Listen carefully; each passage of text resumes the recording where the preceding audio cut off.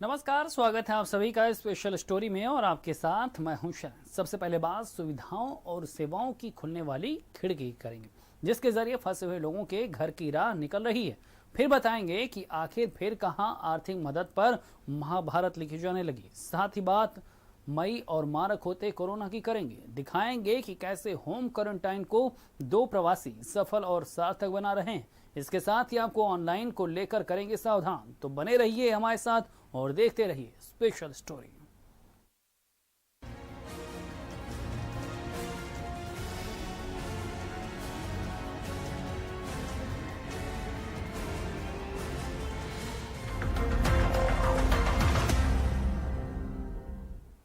तो अपने अपने घरों से दूर फंसे लोगों को रेलवे ने बड़ी राहत दी। अब रेलवे ने ऑफलाइन टिकटों की बिक्री भी शुरू कर दी, जिससे लोग अपनों के पास पहुंच सकें।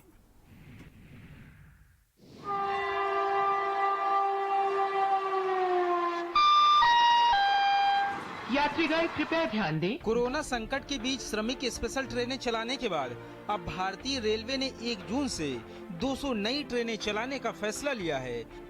अभी देश के कई हिस्सों में लोग फंसे हुए हैं। ऐसे में उन्हें घर तक पहुंचाने के लिए रेलवे ने नई ट्रेनें चलाने का फैसला लिया है।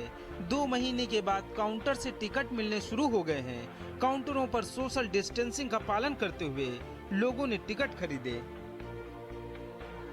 मेरठ में रेलवे स्टेशन पर टिकट की बुकिंग के लिए बड़ी संख्या में लोग पहुंचे, लेकिन रेलवे स्टेशन पर अव्यवस्थाएं देखने को मिली। सोशल डिस्टेंसिंग का पालन भी ठीक से नहीं हुआ। और ये जो ट्रेनें शुरू होनी है, इनकी बुकिंग ऑनलाइन होगी। बहुत सारे लोग ऐसे हैं जो मेरठ के सिटी रेलवे स्टेशन पर पहुंचे हुए हैं अपनी बुकिंग कराने के लिए। इनको फॉर्म दिया गया है और जो सेंटर है उसके बाहर इनको फॉर्म भरने की इजाज़त दी गई है। इस तरीके से लाइन में लोग लगे हुए हैं। सोशल डिस्टेंसिंग का पालन कराने की पूरी कोशिश की जा रही है। सहारनपुर में तो कोरोना का खौफ इतना ज्यादा दिखा कि यात्रियों को टिकटें फेंक कर दी जा रही थी। रेलवे स्टेशन पर फेंक कर टिकट देते हुए एक वीडियो भी वायरल हो रहा है। गाजियाबाद में रेलवे स्टेशन पर यात्रियों के लिए टिकट बुकिंग काउंटर खोल दिया गया। रिजर्वेशन काउंटर पर फोर्स भी तैनात की गई। सोशल डिस्टेंसिंग का पालन करते हुए लोगों ने लाइन में लगकर टिकट खरीदे। बहुत बढ़िया लग रहा है सर, तो अपने घर जाने का मौका मिलेगा। यहाँ पर बहुत प्रॉब्लम क्रिएट हो रही है। मैं तो टिकट लेने आया हूँ, मैं अपने गांव जाना चाहता हूँ। प्रयागराज रेलवे स्टेशन पर भी सुरक्षा के साथ लोगों को टिकट दिए गए। रेलवे कर्मचारियों ने मास्क और ग्लव्स पहनकर टिकट बांटे। कोरोना के कारण अभी ज्यादा लोग बाहर नहीं निकल रहे हैं, इसलिए रेलवे स्टेशन पर सन्नाटा दिखाई पड़ा। आप देख सकते हैं कि ये जो टिकट काउंटर है वो पूरी तरीके से खोल दिया गया है और जो लोग यहाँ पर आ रहे हैं वो यहाँ पर टिकट ले रहे हैं, अपना आरक्षण करा रहे हैं और जहाँ लोगों को जाना है वहाँ के लिए आरक्षण करा रहे हैं। या कानपुर में भी रेलवे स्टेशन पर काउंटर से टिकटों की बुकिंग शुरू हो गई है। कानपुर रेलवे स्टेशन पर सोशल डिस्टेंसिंग के साथ लोगों ने टिकट खरीदे। यहाँ पर लगभग 2 महीने बाद यहाँ पर रेलवे ने जो है टिकट काउंटर खोल दिए हैं। सबसे बड़ी बात है कि जो ऑनलाइन जो है टिकट नहीं कर पाते हैं उनके लिए सबसे बड़ी बात खबर है कि यहाँ पर वो लोग आकर रिजर्वेशन करा सकते हैं। वाराणसी में कैंट रेलवे स्टेशन पर टिकटों की बिक्री हुई। करीब 2 महीने बाद रेलवे स्टेशन पर विंडो से लोगों ने टिकट बुक करवाए। जब ये ऐलान हुआ उसके बाद काफी उत्साह था लोगों में आरक्षण को लेके, लेकिन डर के मारे इक्का दुक्का लोग ही आ रहे हैं। यहाँ पे हमने देखा काफी लोग यहाँ पे आए हुए हैं, जिसमें से गिनती से बारी बारी लोगों को अंदर प्रवेश दिया जा रहा है। अभी सिर्फ 5 लोगों को प्रवेश दिया गया। पहले से कई ट्रेनें चल रही हैं, लेकिन अभी भी बड़ी संख्या में लोग बाहर फंसे हैं। इसलिए रेलवे ने अब ऑफलाइन टिकट की बिक्री भी शुरू कर दी है, जिससे लोग अपने नजदीक ही टिकट की बुकिंग करा सकें। ब्यूरो रिपोर्ट, भारत समाचार।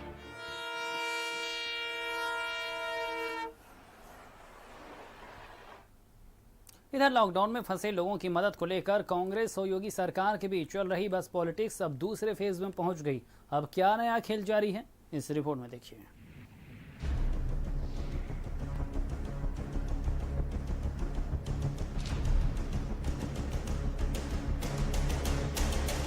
बस पॉलिटिक्स पार्ट 2।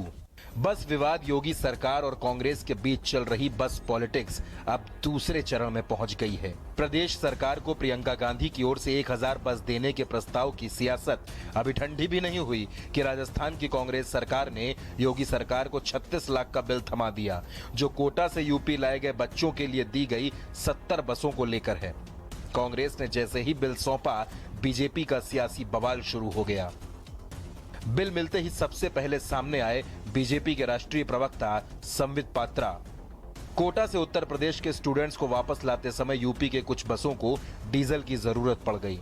दया छोड़िए, आधी रात को दफ्तर खुलवाकर प्रियंका वाड्रा की राजस्थान सरकार ने यूपी सरकार से पहले 19 लाख रुपए लिए और उसके बाद बसों को रवाना होने दिया। वाह रे मदद। इसके बाद डिप्टी सीएम दिनेश शर्मा और प्रदेश के परिवहन मंत्री अशोक कटारिया सामने आते हैं और कांग्रेस पर मदद के नाम पर सस्ती लोकप्रियता पाने का आरोप लगाते हैं। क्या राजनीति में एक ओछी राजनीति के कारण सस्ती लोकप्रियता प्राप्त करना चाहते हैं? क्या वो श्रमिकों के राजनीति को और तूल देना चाहते हैं? क्या प्रतिदिन कोई नया सुगोपा छोड़ के इसके अलग प्रकार की राजनीति करना, मैं समझता हूं उनकी संकीर्ण मानसिकता को दर्शाता है। उनकी कुछ बसों को हमने कहा कि आपकी कुछ बसें उपलब्ध हो जाएंगी क्या? उन्होंने कहा हो तो जाएंगी, लेकिन पेमेंट के आधार पर होंगी। कि एक तरफ तो आप कहते हैं कि हम फ्री बस देना चाहते हैं और एक तरफ आप हिंदुस्तान के भविष्य, जिनको छात्र छात्राएं कहा जाता है, जो इनको हिंदुस्तान का भविष्य कहा जाता है, आप हिंदुस्तान के भविष्य से वसूली करते हैं। उधर राजस्थान के डिप्टी सीएम सचिन पायलट का कहना है कि बीजेपी और यूपी सरकार फंसे हुए लोगों की न खुद कोई मदद कर रही है और न ही कांग्रेस को करने दे रही है। श्रमिकों के आवागमन के लिए कोई ठोस राष्ट्रव्यापी नीति केंद्र सरकार ने प्रस्तुत नहीं करी है। यही कारण है कि आज टेलीविजन और अखबारों में हम देखते हैं रोते बिलखते बच्चे, बुजुर्ग, महिलाएं नंगे पैर सैकड़ों किलोमीटर यात्रा तय कर रहे हैं, जीवन के लिए संघर्ष कर रहे हैं, बेरोजगार हैं, भूखे हैं, तड़प रहे हैं। उनकी मदद के लिए जिस प्रकार से सरकार को आगे आना चाहिए था, अभी तक वो आगे नहीं आए। बहरहाल क्या उचित है क्या अनुचित, इस बहस और फैसलों के बीच फंसा बेचारा कामगार और मजदूर आज भी सड़कों पर रेंगने को मजबूर है। ब्यूरो रिपोर्ट, भारत समाचार। इधर कोरोना के कातिल कदम किसी भी कीमत पर रुकने का नाम नहीं ले रहे। आंकड़ों के ग्राफ में एक बार फिर काफी तेजी आ चुकी है। प्रदेश में कैसी है संक्रमण की कहानी, दिखाते हैं आपको।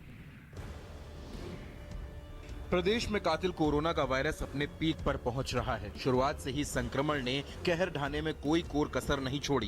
प्रदेश के कुछ जिलों जैसे आगरा, मेरठ, नोएडा, कानपुर, फर्रुखाबाद, जौनपुर समेत कुछ जिलों में 10 या फिर 20 मरीज एक साथ सामने आ रहे हैं, जिसके कारण स्वास्थ्य विभाग में हड़कंप मचा हुआ है। सरकार की ओर से जारी आंकड़ों की बात करें तो यूपी में 24 घंटे में 263 कोरोना केस, अब तक 137 से ज्यादा मौतें, करीब 6000 मरीज संक्रमित। इस बीमारी से हमें घबराना नहीं है, सतर्क रहकर, सावधान रहकर हमें अपना बचाव करना है। इस बीमारी की इस समय कोई वैक्सीन नहीं है, न ही कोई दवा है, इसलिए सावधान रहकर अपना बचाव करना ही सबसे अच्छा तरीका है। और इसके लिए साबुन पानी से बार बार हाथ धोते रहना, अपने मुंह और नाक को सार्वजनिक स्थलों में ढककर रखना। प्रदेश में बढ़ते नए आंकड़ों की बात करें तो बदायूं में महिला की मौत।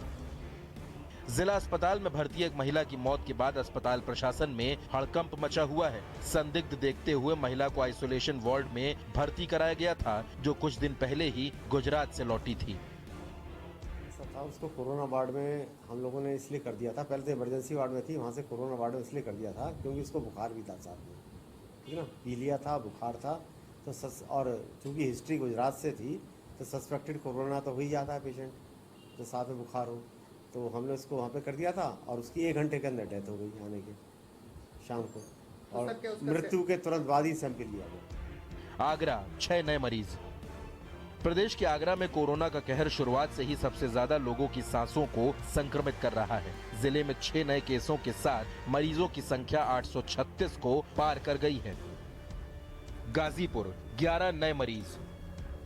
कोरोना काल में संक्रमण से दूर रहे गाजीपुर जिले में कोरोना के जैसे ही कदम पहुंचे, संक्रमित मरीजों की संख्या लगातार बढ़ने लगी है। जिले में एक साथ 11 नए मरीजों के मिलने के बाद संख्या 70 को पार कर गई है। नोडल अधिकारी डॉक्टर के वर्मा ने इसकी पुष्टि की है। संत कबीर नगर 7 नए मामले। संत कबीर नगर में कोरोना के 7 नए मामले सामने आने से स्वास्थ्य विभाग में हड़कंप मचा हुआ है। इसके साथ ही जिले में मरीजों की संख्या 52 से ज्यादा हो गई है। जौनपुर 28 नए केस। जौनपुर में भी कोरोना की एंट्री के साथ ही संक्रमित मरीजों की संख्या काफी तेजी से बढ़ने लगी है। 28 नए मरीजों के सामने आते ही कुल आंकड़ा 75 को पार कर गया है। बिजनौर 3 नए केस। बिजनौर में 3 और कोरोना पॉजिटिव मिले हैं। ये सभी बाहर से आए लोगों के संपर्क में आकर संक्रमित हुए थे। बिजनौर के डीएम रमाकांत पांडे ने नए केसों की पुष्टि करते हुए जानकारी दी। अलीगढ़ मरीज की मौत। जिले में एक कर वायरस मरीजों की सांसों को रोकना शुरू कर चुका है। एक और कोरोना पॉजिटिव मरीज की मौत के बाद आंकड़ा 10 हो गया है। कोरोना पॉजिटिव को जेएन मेडिकल कॉलेज में भर्ती कराया गया था। इटावा 7 नए केस। इटावा जिले में 7 नए कोरोना पॉजिटिव केसों के बाद हड़कंप मचा हुआ है। सीडीओ ने इसकी पुष्टि करते हुए बताया कि जिले में संक्रमित मरीजों का आंकड़ा 23 को पार कर गया है। रायबरेली 3 नए मरीज। रायबरेली में कुछ दिन शांत रहने के बाद एक बार फिर से कोरोना का आंकड़ा बढ़ने लगा है। 3 नए मरीजों की पुष्टि होते ही आंकड़ा 60 को पार कर गया है। सभी मरीजों को L1 अस्पताल में शिफ्ट कर दिया गया है। अमरोहा 4 नए केस। जिले में कुछ दिन पहले दिल्ली मुंबई से आए 4 लोगों की कोरोना जांच पॉजिटिव आई है। ये सभी जिले के नौगावा सादात के रहने वाले हैं। इसके साथ ही मरीजों की कुल संख्या 42 को पार कर गई है। कौशाम्बी 8 नए केस। जिले में 8 लोगों की कोरोना रिपोर्ट पॉजिटिव आते ही चिकित्सा विभाग में हड़कंप है। ये सभी मजदूर मुंबई से कुछ दिन पहले ही लौटे थे। इसके साथ ही कौशाम्बी में कोरोना मरीजों की संख्या 44 को पार कर गई है। लखीमपुर खीरी 6 नए केस। लखीमपुर खीरी में 6 नए कोरोना मरीजों की पुष्टि हुई है। रिपोर्ट के बाद मरीजों के परिवार वालों को भी क्वारंटाइन कर दिया गया है। इसके साथ ही जिले में मरीजों की संख्या 45 को पार कर गई है। प्रयागराज 4 नए मरीज। संगम नगरी में 4 नए मरीजों की जांच रिपोर्ट कोरोना पॉजिटिव पाई गई है। ये सभी मरीज मुंबई से कुछ दिन पहले ही लौटे थे। कोरोना नोडल अधिकारी ने जानकारी देते हुए बताया कि जिले में मरीजों का कुल आंकड़ा 59 को पार कर गया है। एक तरफ प्रदेश भर में मरीजों की संख्या लगातार बढ़ रही है, तो दूसरी तरफ ढील बढ़ाई जा रही है, जो एक तरह से लोगों के लिए घातक संदेश से कम नहीं। ब्यूरो रिपोर्ट, भारत समाचार।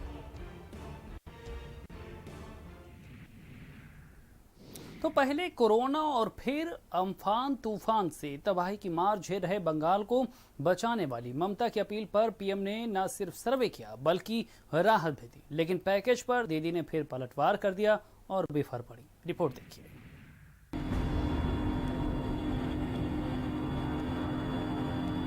पश्चिम बंगाल की मदद में हम खड़े रहेंगे। 1000 करोड़ रुपया भारत सरकार की तरफ से व्यवस्था की जाएगी। तबाही की ये तस्वीरें करीब 300 साल बाद आए सबसे भयावह तूफान की देन है, जिसने भारत के कई तटीय इलाकों को जलमग्न कर दिया। कोरोना की मार झेल रहे पश्चिम बंगाल में तो अम्फान ने धरती, समुद्र और आसमान सब एक कर दिया था। भीषण तबाही में कच्चे मकानों को दलदल, पक्के मकानों को जमींदोज करते हुए 80 लोगों की जिंदगी छीन ली।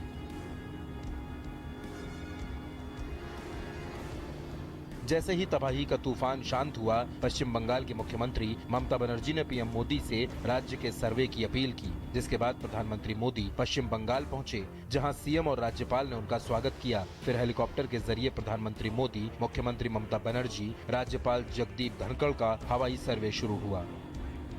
सर्वे के बाद प्रधानमंत्री मोदी ने आर्थिक मदद का ऐलान करते हुए कहा, राज्य को 1000 करोड़ की आर्थिक मदद, मृतकों के परिजनों को 2 लाख का मुआवजा, घायलों को 50,000 रुपए की मदद। केंद्र की टीम जल्द आकर करेगी विस्तार से सर्वे।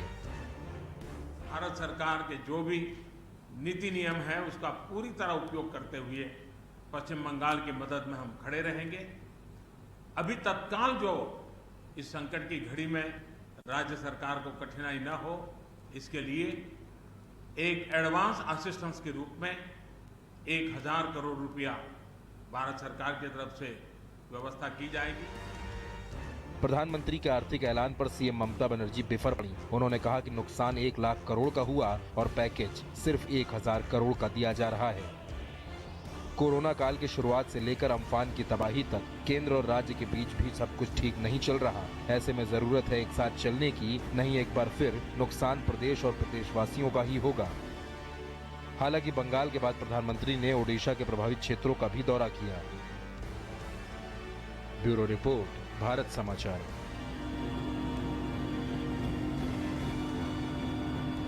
पश्चिम बंगाल तो कोरोना काल ने कई तस्वीरें दिखा दी हैं, हर वर्ग को प्रभावित किया है। महामारी में जब संकट आया है तो मदद के हाथ भी आगे बढ़े। रिपोर्ट देखिए।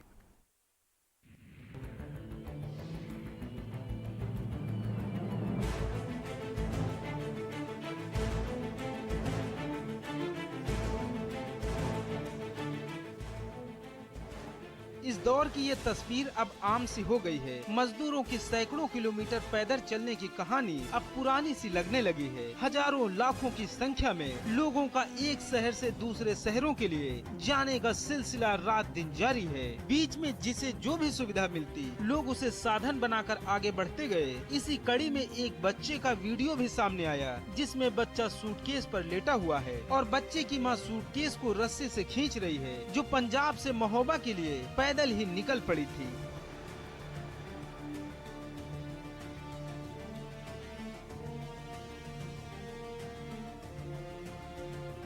इस महिला का दर्द और बैग के पहियों की आवाज अबोध बच्चे से भी गहरी नींद में सोए सिस्टम को नहीं जगा सका। लेकिन प्रदेश के पूर्व मुख्यमंत्री अखिलेश यादव ने बच्चे के भविष्य को देखते हुए 1 लाख रुपए की आर्थिक सहायता देने की घोषणा कर दी है। इसके साथ ही बच्चे की मां के साथ वीडियो ट्वीट करते हुए कहा है कि जिस मासूम को इतनी कम उम्र में इतनी भयावह परिस्थितियों से गुजरना पड़ा है, उसके जीवन में कुछ सकारात्मक घट सके, इस आशा के साथ हम इस बच्चे के माता पिता तक 1 लाख रुपए की आर्थिक मदद पहुंचाएंगे। हालांकि महिला के घर और गांव को लेकर अभी तक कोई जानकारी सार्वजनिक नहीं हो पाई है।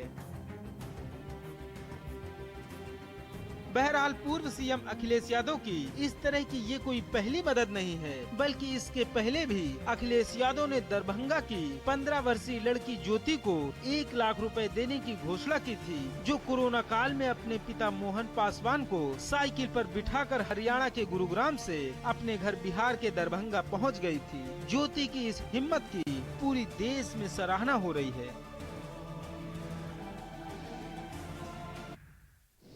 इधर कोरोना काल में हर कोई किसी न किसी तरह अपने घर पहुंच रहा, लेकिन अयोध्या में जब कुछ लोग अपने घर लौटे तो उनके अपनों ने ही उनसे दूरी बना ली। फिर क्या हुआ, इस रिपोर्ट में दिखाते हैं। तो मैं देखा गांव के लोग अपना सहमे हुए हैं, डरे हुए हैं, तो मैं सोचा अपने पेड़ के नीचे ही अपना सरकार के बताए हुए नियमों का पालन करें। 21 दिन पूरा होने के बाद ही हम अपने घर में प्रवेश करें। पहले रोजी रोटी की चाह ने अपनों से दूर किया और अब कोरोना वायरस ने। संक्रमण का खौफ इतना है कि अपनों के पास आने पर अपने ही बेगानों सा व्यवहार करने लगे। कभी पैसों के लालच में जिन्हें छोड़कर चले गए थे, वो आज अपनी जिंदगी के लालच में मुंह मोड़ कर आ गए। खेत में आम के पेड़ों के नीचे मचान बनाकर दिन रात काट रहे ये सभी कोरोना काल के शिकार हैं। मुंबई में जब इनसे रोजगार और रोटी छिन गई तो घर लौट आए, लेकिन घर वाले और गाँव वालों ने इनकी एंट्री पर बैन लगा दिया, जिसके बाद खेत में पेड़ के नीचे ही बसेरा बना लिया। इस महामारी के दौर में बड़ी संख्या में लोग अपने वतन वापस आ रहे हैं। ऐसे में उनको फिर क्वारंटाइन रहना पड़ रहा है। लेकिन कुछ लोग ऐसे हैं जो कि भागते नजर आ रहे हैं क्वारंटीन से। लेकिन आज हम 2 ऐसे शख्स के बारे में बताने जा रहे हैं जो कि जो क्वारंटीन का जो समय है, अवधि है, उसको बाकायदा वो एंजॉय भी कर रहे हैं और सरकार के द्वारा बताए गए जो निर्देश हैं उसका पालन भी कर रहे हैं। आप जिस तरह से देख सकते हैं कि यहाँ पर जो एक शख्स यहाँ है जो बाकायदे पेड़ पे मचान बनाए हुए हैं, वहाँ पर वो रात में विश्राम भी करते हैं, जो कि जिस आम समय में इंसान को जिन जिन चीज़ों की जरूरतें पड़ती है वो सारी व्यवस्था की हुई है। जिस तरीके से आप ये देख सकते हैं, ये दूसरे शख्स हैं, वो अब इस वक्त मचान पर बैठे हुए हैं, विश्राम कर रहे हैं। बाकायदा ये जो क्वारंटाइन की अवधि है उसको वे इंजॉय भी कर रहे हैं और उसका पालन भी कर रहे हैं। जी हां, एक तरफ जहां शहरों से लौट रहे लोग जांच और क्वारंटाइन को लेकर लगातार लापरवाही कर रहे हैं, वहीं दूसरी तरफ से तस्वीर होम क्वारंटाइन को लेकर एक नजीर पेश कर रही है। गांव के लोग अपना सहमे हुए हैं, डरे हुए हैं, तो मैं सोचा अपने पेड़ के नीचे ही अपना सरकार के बताए हुए नियमों का पालन करें। सभी परदेशी भाइयों से निवेदन करता हूं कि अपने घर जब आएँ तो अपना कॉलर टाइम जो है एकांत में या एक कमरे में ही बिताएं। अगर कमरे में जगह नहीं है तो कहीं एकांत ही जगह में अपने गांव के लोगों को सुरक्षित और घर के लोगों को सुरक्षित रखें। कुल मिला के ये कहा जाए कि जो लोग हैं आम जो कतरा रहे हैं इन सब चीज़ों से, उनको जो है इनसे सीख लेनी चाहिए और ये एक कहा जाए तो नज़ीर पेश कर रहे हैं। कैमरामैन दृष्टांत हेम के साथ संजीव आजाद, भारत समाचार, अयोध्या।